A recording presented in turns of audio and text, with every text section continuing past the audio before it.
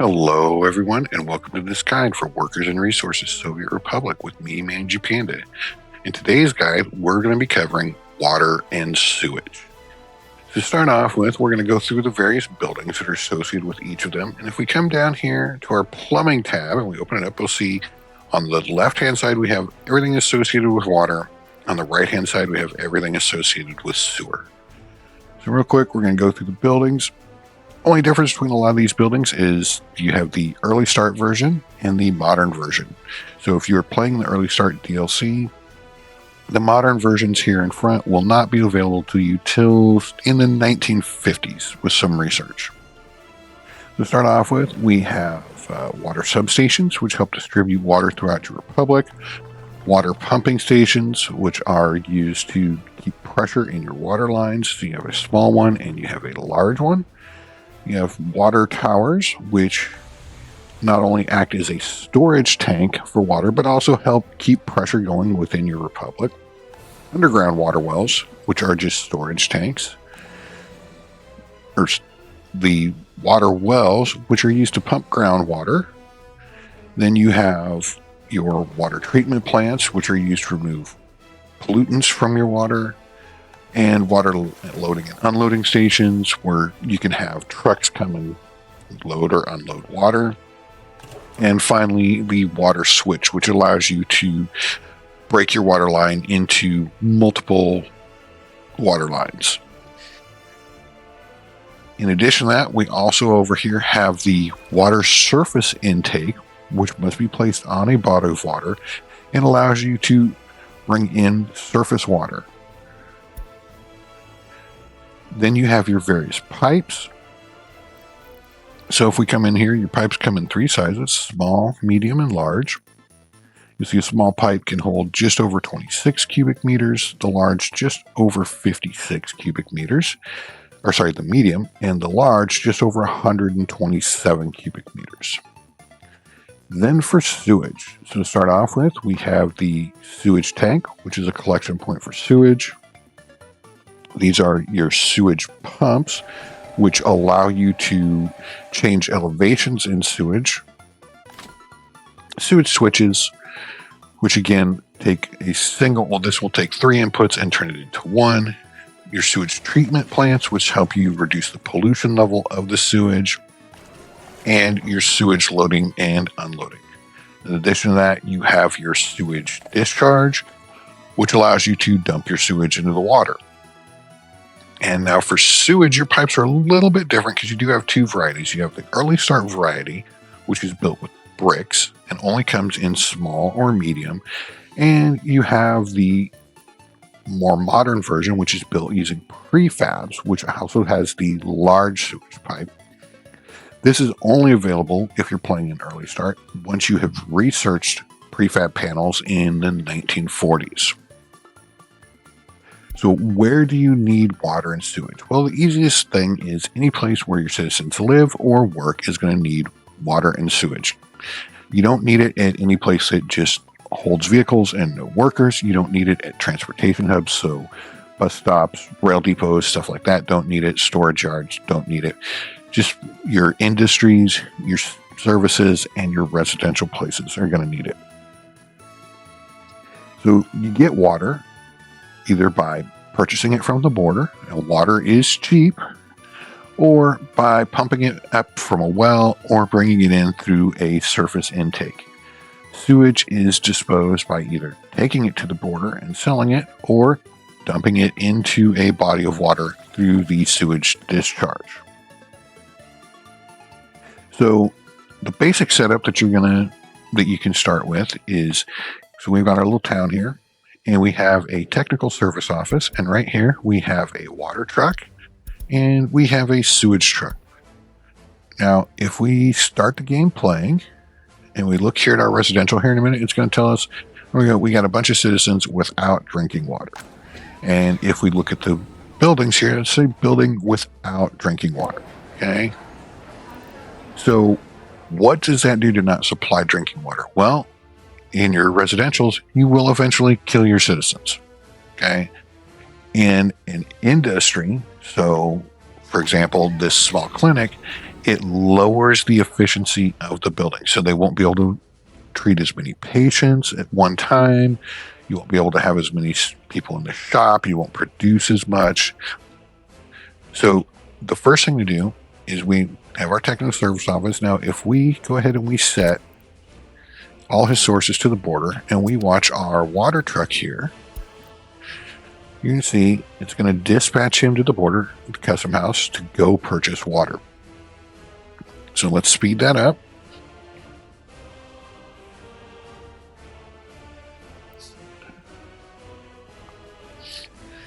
All right, so he's got his water. Now he's going to start going to each one of our buildings individually and filling up their internal water storage.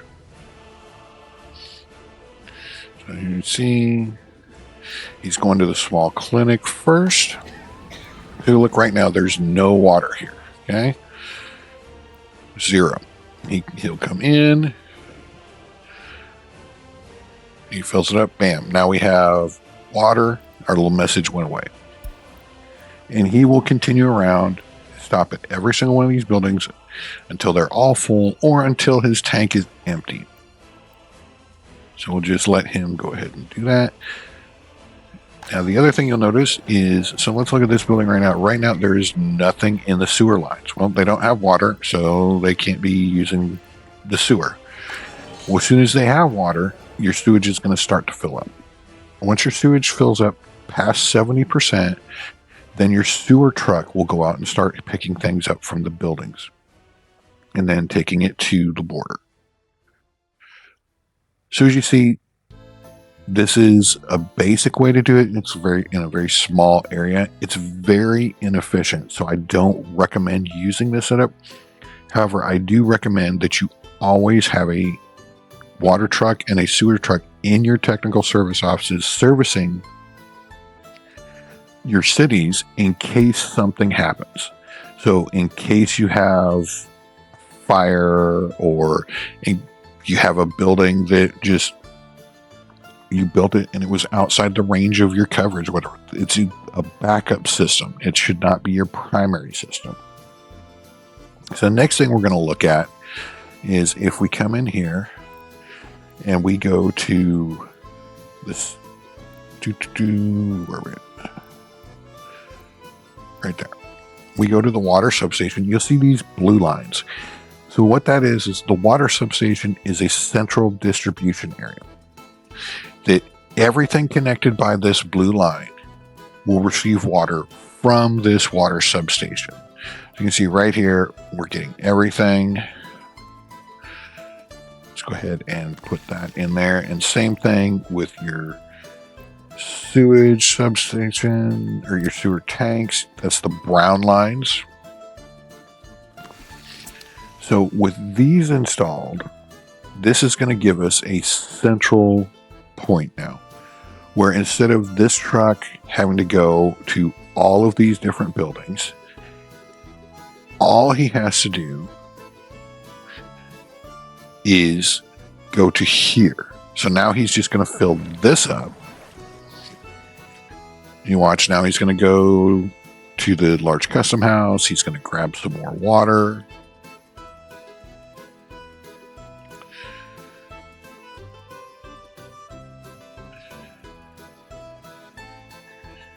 He will come back and he will fill this up. So he's got 11 cubic meters of water.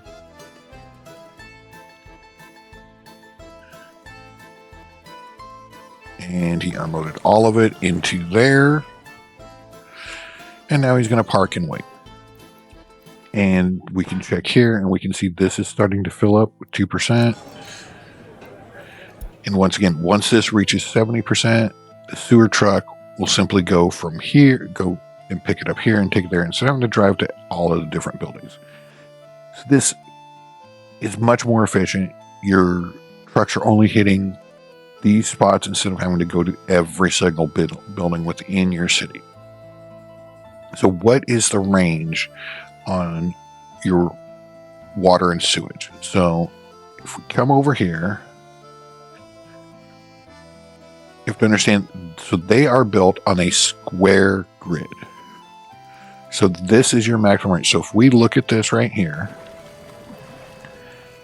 basically 249 meters is your maximum range, and that's going to be from here to here and then up to the top. And then it's just going to be a straight line. So your corners actually give you 353 meters. But realistically, you want to make sure that your water and your sewage is within 249 meters of all your buildings. If you're laying them in before you have the rest of your buildings in. If you're laying them in after your buildings are in, all you got to do is look at where the blue lines are going to. So your next setup, and this is going to be the one that I would recommend that you start off with, is going to involve starting to put in your actual piping. So what I'm recommending you start off with is, so we'll just take a basic little water tower here, okay? And we'll put it, right here looks good, okay? And then we want a water loading and unloading station. And we'll put him right there, okay? And we need a footpath from UTM. Okay, so now what we're going to do is we now have a water storage tank of 200 cubic meters, all right? And we're going to use this to fill our Republic. So we need to take a road depot. Let's just put in our free one for right now. And let's go ahead and purchase a water cistern. We'll go with total capacity. We'll get that guy right there. And we'll have him come out. All right. So we're going to tell this guy, you're going to go to the border where you're going to load water. And you're going to come over here and you're going to unload water. And you're going to wait until you're unloaded. And we'll go ahead and get him started. All right.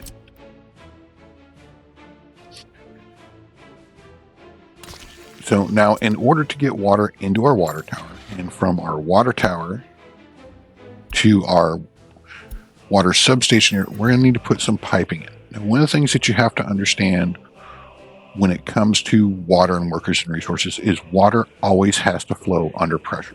You get pressure from one of two things. You either get pressure from height, so you're going from someplace higher to someplace lower, or you get pressure from using a pump.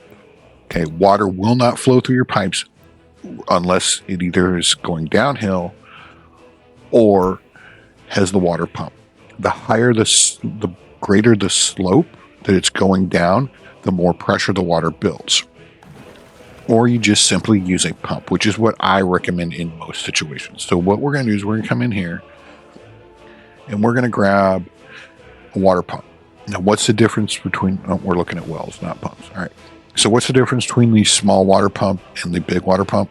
The small water pump basically has one line in, one line out, and the big water pump has three. Now, yes, when you start playing with slopes and pumps and everything else, you can use a small water pump to run any size pipe. General rule of thumb that I recommend is a small water pump can handle a small water pipe. A large water pump can handle one large pipe operating at maximum capacity. So for this, since we just have a small setup, we're just going to go ahead and put in a small water pump. And we'll put it just here. And we'll take our small water pipe and we'll run it into our water tower. If you hit F3, you can see your underground view and you can see where your pipes are. We're going to need a pipe that comes out of there. And then we're going to need a pipe that runs from our water tower to our water substation. Now, one of the things I recommend too is never just run a direct pipe just like that. You always want to make sure you're putting in a water switch. That way, if you need to add more water connections later on, you already have that built in. All right, so we're going to take a water switch here, and we're going to run our pipe from the switch to there, like so, and from the water tower to there. Okay, so all of that is built. Just need to connect that there and let that build. Now we'll speed it up.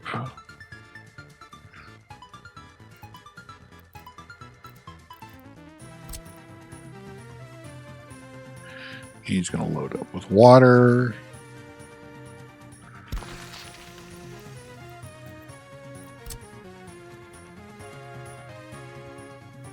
He's going to drop it off here, which is then going to flow into our water tower. Now our little water cistern over here doesn't have to go unless something happens where we can't supply this. And we'll just let that run. Now with the sewage, you can do one of two things, okay? If you have a close body of water, you can go ahead and use the sewage discharge. If not, you can set up a sewage loading and unloading station. Okay, so we can come in here like so. And then we're going to take our small sewage pipe and we're going to run from here to here. Okay.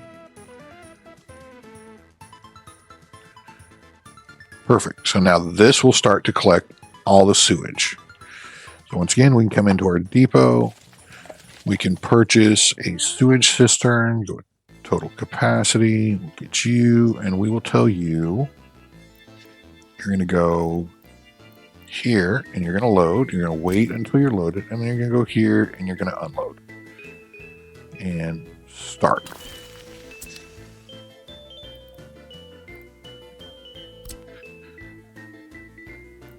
And there we go. So now he is going to load up.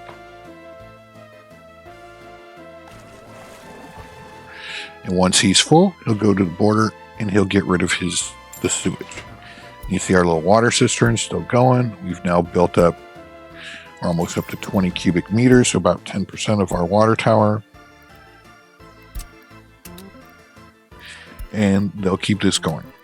I recommend this setup with the water loading unloading station and the water tower for your initial town setup, because it saves you having to provide workers for water treatment as well as having to spend money on chemicals. And depending on the number of trucks that you have running, how much they can carry, how far you are from the border, you can operate off this setup for quite a long time. Okay.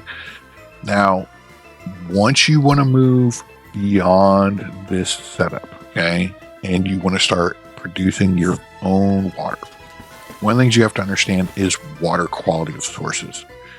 So if we come in here, we go to plumbing, and we go to our water wells. So the main difference between them, the large water wells, big water wells require workers. The small water well only requires electricity. Okay. But if we look, it says water quality 95%. That is 95% if it's away from anything else. You can see right here, it'll tell you water quality 95. As soon as other buildings start getting in the area, so then they would be producing some type of ground pollution, you'll see the water quality dropping. So here it's 88%. So we're probably going to be around 88. Oh, there was an 86. So the more buildings you pack around an area, around a well, the worse the water quality is. And then if we look at our water intake, our water quality over here, if we're bringing in surface water, is only 77%. You're not going to get any better quality for surface water. As a matter of fact, you can get worse if you happen to have a sewage discharge close by or heavily polluting industries that are causing water pollution. So in order to reach 100% health and happiness with your citizens, you have to provide them 99% quality water. They will receive a minor health debuff for anything between 96 and 98% water quality. Once your water quality drops below 95%, then you will start to have serious health issues with your citizens and they will start to die. So the way you improve the water quality is through the water treatment plants. They add chemicals into the water. So if we come over here, so we'll look at the water treatment small. So you see it uses 0.25 tons of chemicals at maximum production. Maximum production, it can process 120 cubic meters of water a day. And the maximum amount of toxic liquids that can be eliminated is 13 cubic meters. So what that is the amount of contaminant it's removing. So if the more contaminated your source water, the more chemicals that your water plant is going to have to use, and the less water it's necessarily going to produce every day. So in this instance, like I said, it can remove 13 cubic meters of wastewater per day. So that's 13% of water quality. So if your initial water source that you're bringing in is 86% water, then your small water treatment plant is only going to be able to produce 100 cubic meters of water per day, not 120 cubic meters of water per day, because it can only remove 13 cubic meters of contaminants.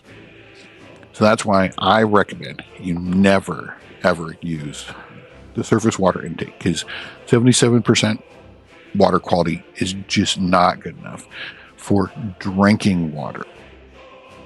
Now, the other thing you also have is industrial use water. So some businesses, some industries will require water. In addition, if you're using steam-powered locomotives, then your various refueling plants and stuff like that will require water.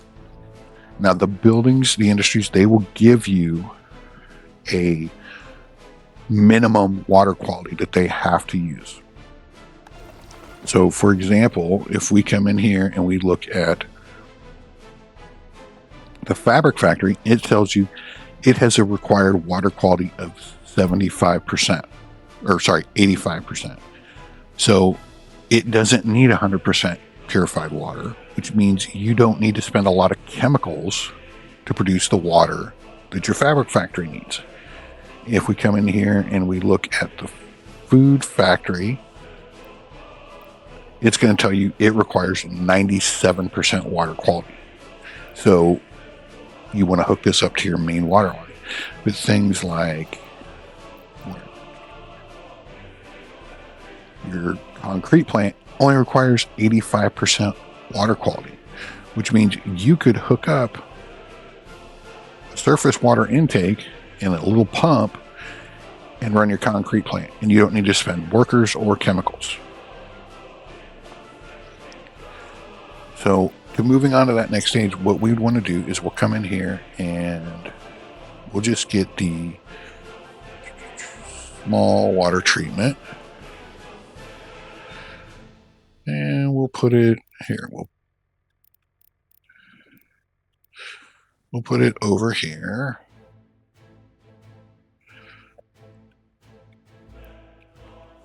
And we'll get the small water well for right now.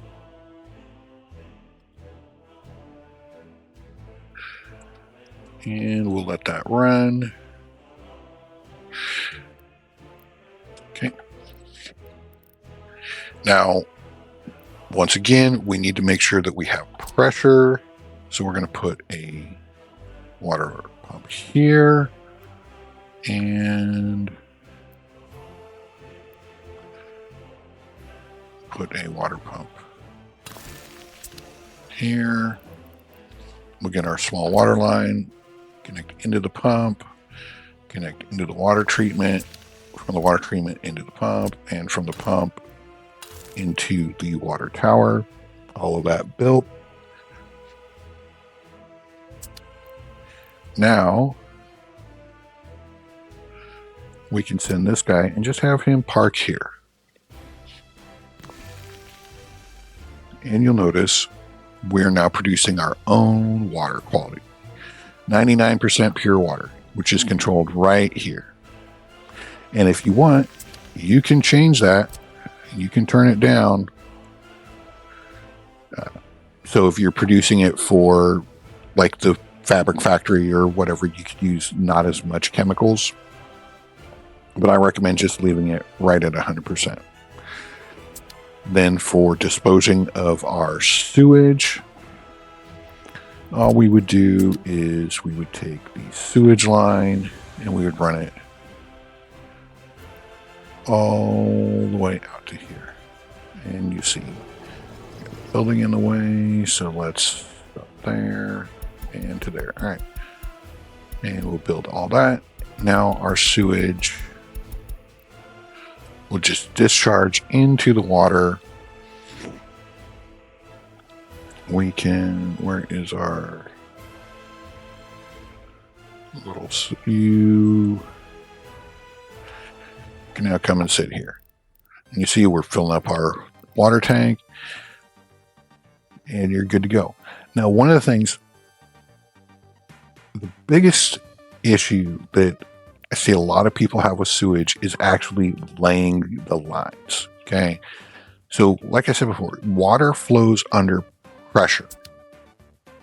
Sewage flows from gravity. So it has to go from a higher point to a lower point. Now, it does not matter what that drop is. You could run a sewer line for 2 kilometers and have a 0.01 meter drop and it will work just fine.